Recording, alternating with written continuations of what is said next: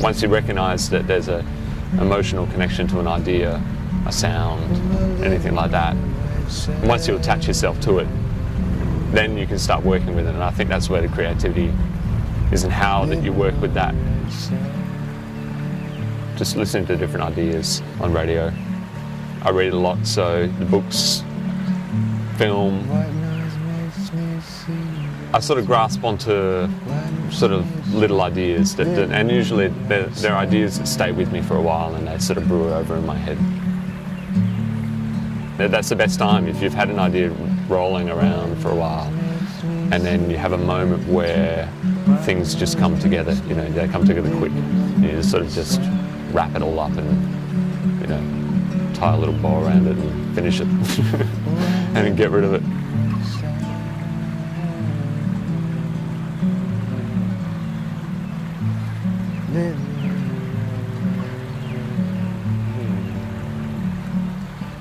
I always used to write, record, forget, you know, and that was liberating.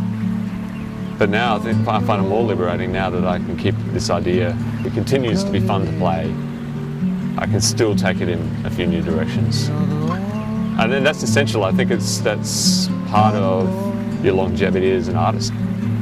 You have to keep moving, obviously, but if you can sort of hold on to it for a little bit longer and enjoy it for a little bit longer, I think it's more satisfying.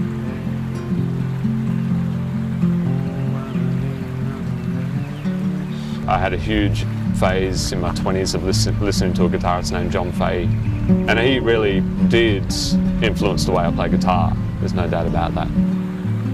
As you do think about your life, you can pull little stories out. And I always sort of throw elements of fiction into my true events, real events.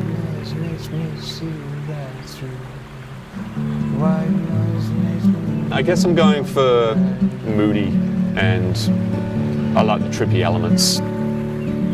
I'm not relying on just that sort of guitar-based sort of singer-songwriter thing, what I maybe have relied on in the past, you know. The guitar is there, but it is just the foundation for a lot of things to build up on top of.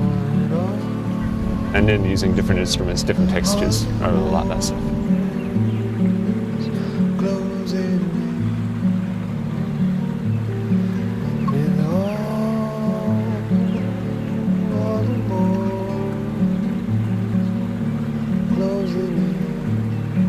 I just find the idea about picking up anything, even if it's something you're not that comfortable with, and finding a way for that instrument and texture to fit in a musical context.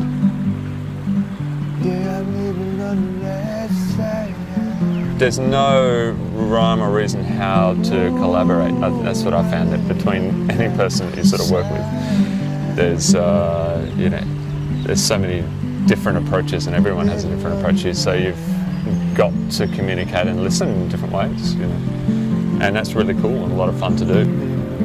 And I think you've got to be less precious about your own content and what you do create, and if you can let go of a little bit of that preciousness, you gain a little bit of freedom of how you can do things.